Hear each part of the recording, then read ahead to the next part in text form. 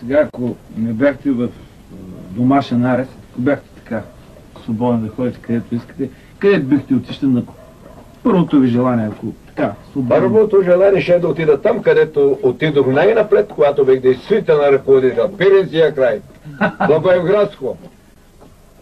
А след това ликвидирахме културната автономия и стана българска земя. Второто ми отиване не беше също правец, а беше в Кърджали. Третото ми в Смолян. Оттам ще почна пак.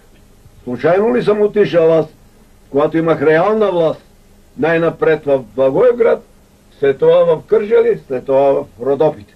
Да. Помислете. Да. Дайте възможност и на вашите зрители да помислят.